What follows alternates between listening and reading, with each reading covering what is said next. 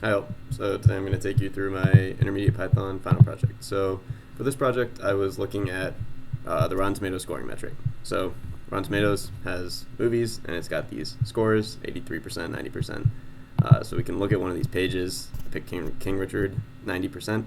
I used to think that this meant that the average score for the movie was a 9 out of 10 among Rotten Tomatoes critics. That is not true. So we can go to what Rotten Tomatoes says. They say that the score is the percentage of professional critic reviews that are positive for a given film or television show. The percentage of positive reviews, so not the average score. That's different from what IMDb does, which users can cast a vote from 1 to 10, and then they average. And I think that these are like different things. So if you think about like Marvel movies, every Marvel movie has like an 85% or something on Rotten Tomatoes. Doesn't mean that every Marvel movie is an 8.5 out of 10. I don't think most people think that. But I do think that those are high production value, fun action movies that everybody likes. And so they get these artificially high scores on Rotten Tomatoes. I think that Rotten Tomatoes scoring metric extremizes values. And what I'd like to do is I'd like to see if maybe there's a way to sort of compare the IMDb scores and the Rotten Tomato scores and see if the spread of the Rotten Tomato scores are higher, if there's more extreme values. Maybe that would be consistent with this hypothesis that these are not really the same metric. The problem is that the IMDb scores and the Rotten Tomatoes critic scores are generated by two different populations, IMDb users and Rotten Tomatoes critics. So I want to get a sort of version of the IMDb score from Rotten Tomatoes critics, and the way that I did that was to train a sentiment analyzer on critic reviews on Rotten Tomatoes. And for each critic review, I'd then be able to get a score from 0 to 100 based on the sentiment in that review, and then average those. So then I would have my version of the IMDb sort of quality grade on a more continuous scale from the same population as that which generated this 90%. And then I can start to compare these three metrics of the sentiment analysis score, the Rotten Tomatoes raw score that they give me, and the IMDb score, with the hypothesis that the tomato meter score is going to have the largest spread and the most extreme values. So I'm going to walk through some code for that. First, the web scraping. This was a little bit complex because of the way Rotten Tomatoes, if you want to see more reviews on Rotten Tomatoes, for example, you have to click a button, and that runs a JavaScript which renders different reviews on the same URL. And that's something that I haven't interacted with before, and Beautiful Soup can't really do it, so I had to learn how to use WebDrivers, but that wasn't impossible. And we have our code. I also narrowed my search because I was collecting the most data with all these reviews from Rotten Tomatoes. So I actually scraped IMDb first, and then I only scraped URLs from Rotten Tomatoes that I also had IMDb scores for those movies. So I narrowed my search a little bit, found the reviews, generated some CSVs, IMDb, same framework. This is all a bit technical, but I want to talk more about the sentiment analysis. I'll show the data. So when I scrape Rotten Tomatoes, this is the type of stuff I get: title, audience score, tomato meter score. This rating is just a classification from Rotten Tomatoes, Rotten Fresh or Certified Fresh. I didn't use that, but I scraped for it. And we've got reviews. So we've got the text of a review, the title, and whether or not the review is positive or negative, IMDb, title, and score. And I cast those to be out of 10 to 100, which I later normalized to 0 out of 100. We'll talk about that. Right, so here's our sentiment analyzer. We're working with a data frame object, so I didn't want to use every single review to train the sentiment analyzer. I just wanted to use some of them. Pandas helped me do that, so I'm starting with the data frame to get some of the reviews. I collected about 150,000. I'm using 60,000 to train the model. And I guess I also want to say, so why even build a sentiment analyzer? I could just use a built-in one from open source NLTK. They have theirs. It's called Vader. It's trained on Twitter, on tweets.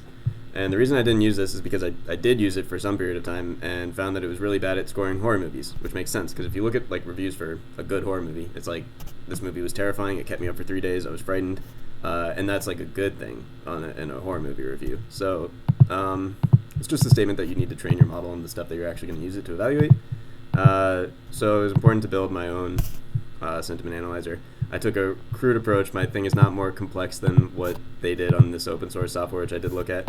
But I trained it on the right stuff and ultimately got something that had a higher successful classification rate than on my data than what theirs had.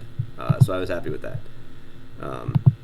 So we're going to find our reviews that we're looking at. I'm going to talk through this briefly. We tokenize, so I'm getting rid of names, stop words. So these things are from NLTK. Stop words are like it or something, or the, which appears in a ton of positive and negative reviews. It doesn't carry positive or negative sentiment. It's just there because it's in everything. Like the is a really common word. I don't want to consider stuff like that, so I remove it. People have thought a lot about what should go in these names and stop words corpuses, and so thank you, NLTK. I took them. And I'm getting rid of those words, and so I'm getting ultimately words that I care about that I think could carry sentiment. Then I'm just going to create some frequency distributions of 1 grams, 2 grams, and 3 grams. An n-gram is just n words in a row somewhere. So I get the text of these reviews, I look for n-grams, and then I'm going to count. So I'll have the pos revs dist is for positive reviews. I have keys, which are words that appear in positive reviews, or n-grams that appear in positive reviews, and values are the number of times they appeared in positive reviews from my training data. And this is the same dictionary for negative reviews. And then this find tops. I don't want to look at every single word in these dictionaries, which are massive. Instead, I just want to look at the most commonly appearing words in positive reviews, the most commonly appearing words in negative reviews. I'm going to say the other stuff is noise that comes out of the training set. So I'm going to look at the top proportion of most commonly occurring words. What proportion to pick? I pick alpha. So what is alpha? Alpha is this tuning parameter that I've derived, and I'm going to talk more about that in a second. But ultimately, I'm not going to use all of the words that I come up with in these dictionaries. I'm going to only use the ones that are most strongly associated with positive and negative reviews. I'm going to remove words that are in both of these objects. These are lists. I'm going to remove words that are in a lot of positive and a lot of negative reviews because I'm going to say they have ambiguous sentiment. Then I'm going to bin everything. The most commonly associated words, the words most commonly associated with positive reviews get a score of 5, and then 4 through 2, 1, and then likewise for negative reviews, -5, -4, -3, -2, 1, -1, and I get this dictionary. And I have a function to actually write this to a CSV in a different module. We can look at that. So it's stuff like this. So best film, 5. That makes sense. So we get this dictionary that's n-grams and scores. And if we want to get the sentiment for a review, take the review, tokenize, go through, find all the n-grams, add up all the sentiments, return that. I can normalize these scores 0 out of 100 so that everything's on the same scale when I do the comparisons in a minute. And this df test function, or this test function. So this is for helping me tune my alpha parameter. What I'm going to do is I'm going to pick an alpha to use for the function that I talked about previously. I'm going to generate a sentiment strength, and I'm going to try to classify reviews. So if a review has 0 sentiment, I'm going to just move on, can't classify it. If it's positive sentiment, I say it's positive. If it's negative, I say it's negative. And then I compare to the actual sentiment of the actual value. Was the review positive or negative? And I see what proportion I get right. And I'm trying to maximize the proportion I get right. I try a bunch of alphas, and then once I find one, I hone in on that, try it more, so I iteratively kind of sift through alphas near where I'm getting maxima for classification rates. This is sort of in the spirit of gradient descent, not really gradient descent. But one thing that this doesn't take into account is it does not take into account failure to classify a review. So you can sort of trivially increase classification success rates by classifying fewer reviews. I didn't really take that into account. I could, probably should, but ultimately I was trying to get a sentiment analyzer that worked as well or better than as Vader on the data that I had, and that's what I got. So I ended up kind of going with this. It could be improved, but I was happy with where I got. Another decision that I made here was I could kind of train 3 different alphas. You can see this up here. I've got this one. This is the empirically derived value for alpha that I use. I have these other ones. So what I could have done is have 3 different dictionaries floating around instead of having one big dictionary with 1 grams, 2 grams, 3 grams. I could have 3, a dictionary for 1 grams, a dictionary for 2 grams, a dictionary for 3 grams, train these alphas independently. I did that, and I got worse performance. So having one big dictionary, I got a higher rate of classifications. More reviews were successfully classified. 0 sentiment popped up less. And then of those that were classified, I got a higher success rate using this model. So this was just better on the test data, and that's what I went with. But I did maintain functionality in other parts of the code to sort of build sentiment strengths using the other method if I wanted to explore that more. But that's the sentiment analysis. Basically, we're just finding words associated with positive and negative reviews and attributing them sentiment based on that association strength and scoring reviews that way.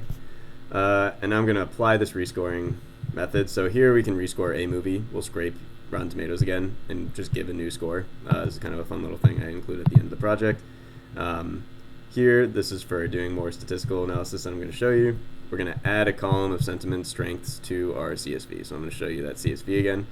We're going to take the data that we have here, the data that we have here in these reviews, and we're going to add a column which is the sentiment analyzer score. And now we're going to pop on over to our Jupyter Notebook. So here we got a data frame. We got the scores that we care about. I'm going to move on down. Here we're just normalizing IMDb score to be 0 out of 100. It was 10 out of 100 before because reviews were on a scale of 1 to 10 from IMDb. I want 0 to 100, so I had to do some normalization, which is fine. Everything's on a score of 0 to 100, and we have some histograms. The means are the red lines. What we see is kind of consistent with the hypothesis. We see that the tomato meter scores and the audience scores have a much higher spread than the sentiment analyzer scores and the IMDb scores, and they have a lot more extreme values. Mostly I'm just going to care about the tomato meter scores. I included the audience scores because they're generated in a similar way to the tomato meter scores in the sense that they're also averages of these 0, 1 variables rather than averages of more continuous variables. And I think that this is going to have the same effect. They're qualitatively generated, data qualitatively generated in the same way. And we do see that. We see more extreme values in the audience scores and a higher spread in that data. So I think this is all consistent with the hypothesis. These are kind of the distributions I hope to see. The sentiment analyzer scores kind of compress everything, reduce spread, and make it look more like the IMDb scores. So that's cool. That's kind of what I wanted to see. And even the sentiment analyzer scores kind of preserve the shape of the critic scores, which is interesting. But we're going to see a little bit more concretely here the reduced standard deviation of the sentiment analyzer scores and the IMDb scores. Here, I'm going to just go back to considering only the tomato meter score, sentiment analyzer score, and IMDb score. I superpose the histograms just to show the same thing in another way.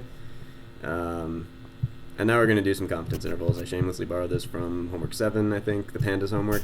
We got 95% confidence intervals. I added some columns to the data frame, show that. So I've got tomato meter minus sentiment analyzer score, sentiment analyzer minus IMDb, tomato meter minus IMDb. This is just because these things will kind of deviations from 0 of these metrics will indicate that these two variables are not moving in the same direction, or that they're consistently different.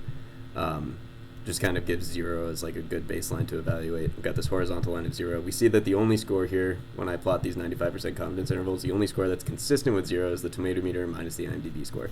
That's not great. What I wanted to see was that the tomato meter score was its own weird thing because it's generated by these averages of binary variables, and that the sentiment analyzer scores and IMDb scores would track better. And that's not really what we're seeing, but that's fine. There's still, that's not the whole story because we can look at these plots and see that there is something weird happening. What's happening is what I said, which is that we get more extreme values from the tomato meter scores.